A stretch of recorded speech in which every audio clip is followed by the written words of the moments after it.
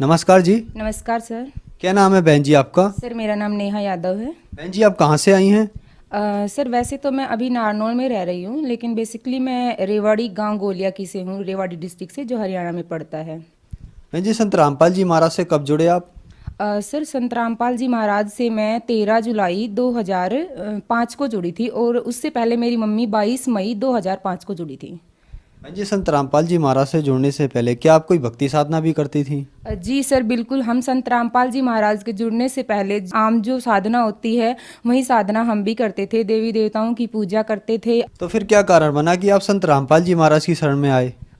Actually sir मेरी मम्मा बहुत बीमार रहती थी, और मेरे पापा जी के एक दोस्त थे, वो हमारे घर पे आए और उन्होंने बताया कि मैं भी बहुत ज़्यादा परेशान था, क्योंकि हम उसे जानते थे कि वो वास्तव में बहुत ज़्यादा परेशान था और उसके घर में खाने के भी लाले पड़ गए थे। उसने बताया कि भाई मेरे साथ ऐसा ऐसा हुआ है, और मैं छुप के वहाँ पे रह रहा था गुड़गांव में, क्योंकि मैं बहुत ज़्यादा परेशान था, कर्जा हो गया था मुझ पे। हम उन्हें ऑलरेडी पहले से जानते थे और उनकी बीवी बहुत ज़्यादा बीमार थी। तो सर उन्होंने बताया कि मैंने संत रामपाल जी महाराज का नाम लिया है, और उनकी जो वाइफ थी वो बिल्कुल स्वस्थ हो गई थी, और उनको इतना ज़्यादा फ़ायदा हुआ, बहुत ज़्यादा फ़ायदा हुआ उनको। तो मेरी मम्मी बैठ के चर्चा सुन रही थी संत रामपाल जी महाराज की, और सुनते सुनते ही मेरी मम्मी को आराम हो गया। और मेरी मम्मी इतनी ज़्यादा दुखी थी ना, इतनी परेशान थी ना, जो जहाँ बताता था मम्मी वहीं चली जाती थी। तो मम्मी तो ये सोच रही थी कि हाँ भाई ठीक है, मैं तो वहाँ भी चली जाऊँगी, कोई दिक्कत नहीं है मुझे।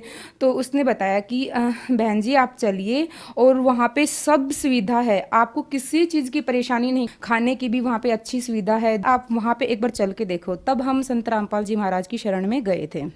संत रामपाल जी महाराज की शरण में आने के बाद आपको क्या लाभ प्राप्त हुए? सर संत रामपाल जी महाराज की शरण में आने के बाद तो इतने लाभ प्राप्त हुए हैं कि शायद हमने दुख ही नहीं देखा है, और उससे पहले हमने सुख नहीं देखा था। संत रामपाल जी महाराज की शरण में सबसे पहले तो हमें मनुष्य जन्म का लाभ हुआ, जो कि आत्मिक शांति मिली, और दुखों से छुटकारा मिल गया, ग्रह क्लेश से छुटकारा मिल गया, हमें भगवान मिल गए।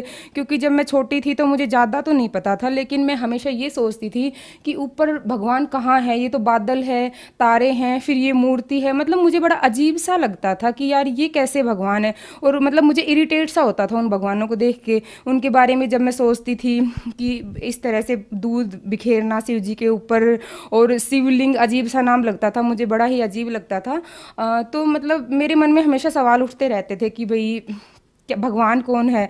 तो संत रामपाल जी महाराज की शरण में हम जब गए तो मेरी मम्मी ने नाम लिया सबसे पहले, और मेरी मम्मी गई, बोली अगर मैं ठीक होंगी तो करूँगी, नहीं तो मैं नहीं करूँगी। कोई कहता था कि कुछ करवा रखा है, कोई कहता था कि भूत का साया है, कोई कहता था कि सवामणी बोल रखी है। इतनी सारी रिपोर्ट मैंने खुद फेंकी है मेरी मम्मी की। तो संत रामपाल जी महाराज से उपदेश लेने के बाद वो ठीक हो गई। घर में एक पैसा नहीं बचता था। संत रामपाल जी महाराज के उपदेश लेने के बाद हमें बहुत ज़्यादा फायदा मिला, जो हमें कहीं पे भी नहीं मिला आज तक। सर उसके बाद हमने रेवाड़ी जो गांव था गोलिया की, वो छोड़ दिया, और उसके बाद हम नारनौल में शिफ्ट हो गए। परमात्मा ने ऐसी दया करी हमें, क्योंकि इतने कुछ पैसे भी नहीं थे हमारे पास, और पापा की भी इतनी कोई बड़ी नौकरी नहीं थी।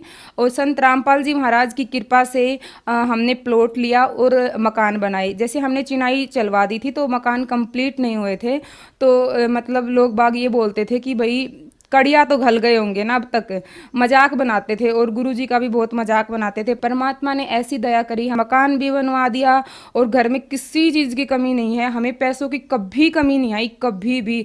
हमारा कोई भी काम है, सभी काम आगे से आगे होते हैं। हमारी भैंस एक बार बहुत ज़्यादा बीमार पड़ गई थी, वो लोहा खा गई थी, और लोहा खाने के बाद हमने काफ़ी बार उसको डॉक्टर को दिखाया, तो वो ठीक नहीं हुई। तो हम उसे हिसार लेके गए, चेक किया तो उसने लोहा खा लिया था, उसका ऑपरेशन हुआ। तो डॉक्टर बोले कि भैंस पता नहीं बचेगी या नहीं बचेगी। तो हमने संत रामपाल जी महाराज से हमने प्रार्थना की कि डॉक्टर ऐसे कह रहे हैं कि भैंस मुश्किल ही बचेगी। तो संत रामपाल जी महाराज ने बताया कि बेटा डॉक्टर तो कहते ही हैं, आप परमात्मा पे भरोसा करो, कुछ नहीं होगा। और ऑपरेशन करते ही एक सिर्फ हमारी भैंस उठते ही बोल पड़ी, मतलब मेरे पापा जी थे सामने और उनको देख के वो बोली भैंस, और उनके साथ की बहुत सारी भैंस मर गई थी। और और सर एक बार मेरा तीसरा लाभ ये हुआ कि मेरे भाई इतना ज़्यादा बीमार हो गया था, बहुत ज़्यादा बीमार हो गया था, और वो जयपुर तक एडमिट हो गया, और भाई की हालत बहुत ज़्यादा सीरियस थी। पापा जी बोले कि मम्मी को फ़ोन लगा के कि आप गुरुजी से प्रार्थना करो, लड़के में कुछ नहीं बचा है, और उसकी प्लेटलेट्स वगैरह बहुत ज़्यादा डाउन हो गई थी। उसके बाद हमने गुरुजी से प्रार्थना लगाई। गुरुजी से प्रार्थना लगाने के बाद मेरा भाई बंदी छोड़ की दया से इतनी जल्दी ठीक हो गया। और मेरे मामा जी को जाते ही बोला कि मामा जी मैं रोटी खाऊंगा। वो खाने का भी नाम नहीं ले रहा था, एक बिस्कुट भी नहीं खा रहा था, कुछ नहीं खा रहा था। उसने रोटी खाई और उसी दिन डिस्चार्ज किया डॉक्टर ने। परमात्मा ने इतनी दया की। उसके बाद मेरा भाई आश्रम में गया और गुरुजी ने कहा बेटा परमात्मा ने अपने कोटे से तुझे जीवन दान दिया है, और मेरे भाई को सीने से लगाया कि बेटा तेरा जीवन इतना ही था।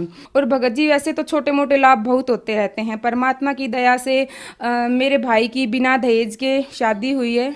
हम कुछ भी सोचते हैं उससे एडवांस भगवान हमें ज़्यादा देता है। जैसे कि पैसों का तो हमारे घर में मोरा लग रहा हो, इस तरह से हमें हमेशा मतलब आगे से आगे हर चीज़ हमें मिल जाती है।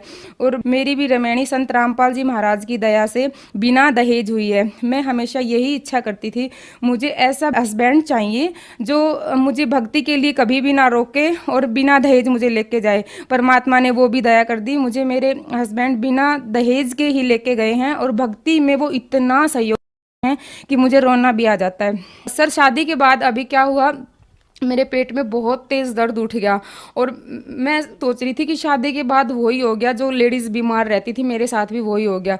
और मुझे इतना दर्द हुआ ना, इतना दर्द हुआ, मेरे से वो दर्द सहन नहीं हो रहा था।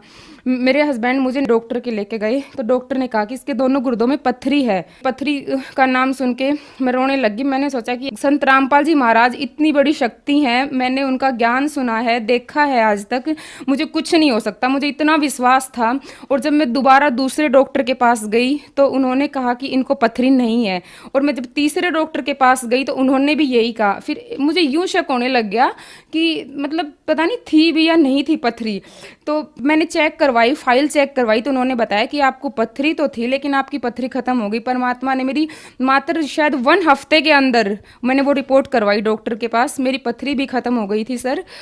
और वैसे तो बहुत सारे लाभ होते रहते हैं। अभी मैं डॉक्टर के पास गई थी, मुझे दर्द हो रहा था, तो उन्होंने बताया कि यूट्रस पे सूजन है। और जब मेरी मतलब शादी हुई थी, रमैनी हुई थी, तो उसके बाद मेरे ससुराल वाले बिना नाम के थे, तो मैंने सोचा कि छोटा मोटा कुछ करवाया होगा उन्होंने, तो मेरा नाम खंडित हो गया होगा, तो मैं नाम शुद्ध करवा लेती हूँ। तो तब तक मुझे आराम नहीं पड़ रहा था भगत जी। जैसे ही मैंने नाम शुद्ध करवाया तो मैं तभी ठीक हो गई, बिल्कुल ठीक हो गई। और वैसे तो छोटे मोटे लाभ बहुत सारे होते रहते हैं। संत रामपाल जी महाराज से नाम दीक्षा लेने के बाद आपको बहुत सारे लाभ प्राप्त हुए, तो जो और श्रद्धालु आज आपको देख रहे हैं, खास करके आपकी उम्र के, उनके लिए आप क्या संदेश देना चाहेंगी? सर मैं उनको ये संदेश देना चाहूँगी कि आज के युग में सभी पढ़े लिखे हैं। भगवान ने इतना ज़माना आगे बढ़ा दिया है कि हर इंसान पढ़ा लिखा है, सबके घर में कोई ना कोई पढ़ा लिखा है। और जो संत रामपाल जी महाराज हैं वो वेदों के अनुसार, शास्त्रों के अनुसार, हिंदू धर्म के जो शास्त्र हैं, कुरान, और जो मतलब सिख धर्म का और मुस्लिम धर्म का जो भी शास्त्र है, उन शास्त्रों को प्रोजेक्ट पे दिखा के ज्ञान देते हैं। और संत रामपाल जी महाराज अन्य धर्मगुरुओं की तरह कोई उवाबाई ज्ञान नहीं देते, वो शास्त्रों के अनुसार ज्ञान देते हैं। तो आप पढ़े लिखे हो, मतलब एटलीस्ट आप उनका ज्ञान सुनो। आजकल परमात्मा ने इंटरनेट का युग बनाया हुआ है, तो आप उस पर भी चेक कर सकते हो, आप टीवी पे भी सुन सकते हो।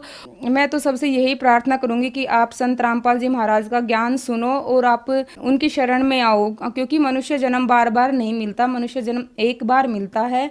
तो आप मनुष्य जन्म का लाभ उठाओ। संत रामपाल जी महाराज पूर्ण गुरु हैं और वो पूर्ण परमात्मा से मिलवाते हैं, और ये शास्त्रों के आधार पर है, कोई अपने मतलब मनमानी बात नहीं है। मैं सबसे यही प्रार्थना करूंगी।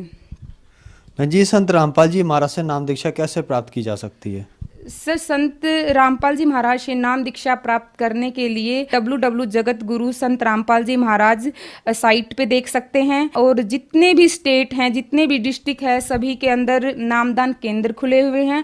अगर फिर भी नहीं पता चलता है तो चैनलों पर संत रामपाल जी महाराज के सत्संग आते हैं, और उसके नीचे एक पट्टी आती है, पट्टी के ऊपर नंबर लिखे हुए हैं, उन पे फोन करके आप पता कर सकते हैं। अपने नजदीकी सेंटर पे जाके नाम दीक्षा ले सकते हैं।